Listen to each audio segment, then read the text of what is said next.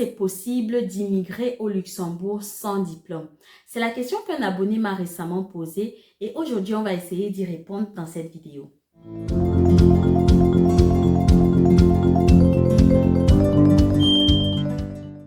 On va entrer directement dans le vif du sujet. Alors, c'est vrai que quand on parcourt les sites d'emploi classiques tels que par exemple job.lu, indeed.lu, on se rend compte qu'il y a beaucoup d'offres, en tout cas, il y a beaucoup d'employeurs qui recherchent par exemple des serveurs, des femmes de ménage, agents de propreté, livreurs, caissiers, vendeurs, chauffeurs et j'en passe.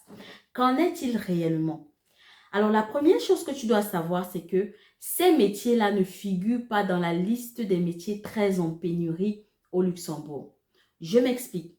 Il faut savoir que lorsqu'un métier figure dans la liste des métiers très en pénurie au Luxembourg, si un employeur veut recruter, il va mettre l'offre et il va pouvoir recruter directement, que ce soit sur place au Luxembourg ou à l'étranger. Mais lorsqu'un métier ne figure pas dans la liste des métiers très en pénurie au Luxembourg, ça veut dire que l'État a estimé qu'il y a suffisamment de personnes qui sont disponibles sur place pour faire ce métier-là. Donc, qu'est-ce qui va se passer? Supposons par exemple que je suis un employeur et j'ai besoin de recruter une femme de ménage. Qu'est-ce que je vais faire? Je vais aller voir l'ADEME. Donc, l'ADEME, c'est un organisme étatique qui s'occupe de mettre en relation les candidats et les employeurs. Donc, c'est l'Agence de développement pour l'emploi au Luxembourg. Donc, je vais dire à l'ADEME, tiens, j'ai besoin d'une femme de ménage, mais malheureusement, je n'arrive pas à trouver quelqu'un qui soit disponible sur place au Luxembourg. Alors, l'ADEME va prendre mon offre d'emploi, elle va la publier pendant plusieurs semaines. Et si après la publication de l'ADEME, il n'y a personne qui se manifeste pour dire, tiens, moi je suis disponible et je suis capable de faire femme de ménage, l'ADEME va dire, ok, tu as la possibilité d'aller recruter à l'étranger. Mais tu es bien d'accord avec moi que les chances pour que personne ne se manifeste au Luxembourg pour un poste de femme de ménage sont très minces. Pourquoi elles sont très minces? Premièrement, parce qu'il y a des chômeurs au Luxembourg et ça, c'est ce que beaucoup de personnes oublient. Il y a des personnes qui sont en recherche d'emploi au Luxembourg et comme partout dans tous les pays, quand tu commences à chercher du travail, au bout d'un moment, tu peux être découragé et te dire, ok, je vais prendre ce qu'il y a parce qu'il y a des factures à payer qui ne vont pas malheureusement attendre que tu aies trouvé le travail que tu veux, entre guillemets. D'accord? Donc, il y a des personnes qui vont dire, ah, moi, je veux bien faire femme de ménage en attendant. L'autre raison pour laquelle c'est compliqué pour un employeur de recruter à l'étranger pour ce genre de tâches-là, c'est que le Luxembourg est un tout petit pays. Reste concentré avec moi, tous les détails que je donne sont très importants. Le Luxembourg fait environ 2500 km². Pour te donner un exemple, la France, par exemple, fait plus de 500 000 km². La Belgique, qui est à côté, fait 30 000 km² environ. Alors, ce qui va se passer, c'est qu'il y a des gens qui sont en France et en Belgique qui sont capables de faire le déplacement parce que finalement, la frontière française n'est pas très loin. En 1h45, il y a des gens qui peuvent faire ce trajet-là pour venir travailler au Luxembourg. Et dis-toi bien que, étant donné que le Luxembourg a des salaires très élevés, qui ne veut pas ce qui est bien? Tout le monde veut ce qui est bien, non? Aujourd'hui, par exemple, le salaire minimum en France, il est à 1700 €. Alors qu'au Luxembourg, le salaire minimum non qualifié, ça c'est non qualifié, ça veut dire qu'une femme de ménage touche environ 2500 € bruts par mois. Donc, imaginons que moi je suis en France, j'habite peut-être à la frontière, à Thionville ou à Metz quelque part, et je vois l'offre d'emploi femme de ménage et je me dis, attends, moi je peux faire 45 minutes de trajet. En plus, c'est même pas obligatoire d'avoir une voiture ou un permis parce qu'il y a assez de transports en commun qui peuvent desservir Luxembourg, France facilement. D'accord? Donc, si je vois cette offre d'emploi-là, je vais me dire, mais attends, moi, je gagne ici 1700 € brut. Si je vais au Luxembourg faire femme de ménage, je gagne 2500 € brut. Je ne sais pas si vous voyez un peu où je veux venir. Et d'un autre côté aussi, il faut savoir que on va te dire que oui, ce sont des métiers non qualifiés, sans diplôme.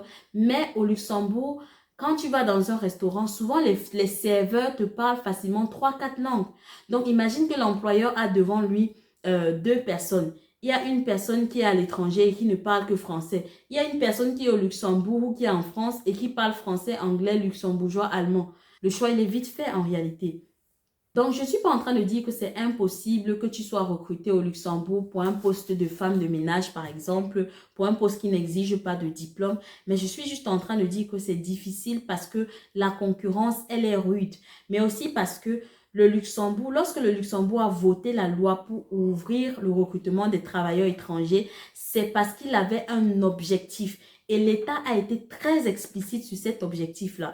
Le Luxembourg aujourd'hui est en train de rechercher des travailleurs qualifié, voire même hautement qualifié. Et quand on dit qualifié, ça veut déjà dire que c'est forcément quelqu'un qui a des qualifications, qui a des diplômes, voire même des diplômes très élevés. On va aller ici niveau master, doctorat et plus, tu vois.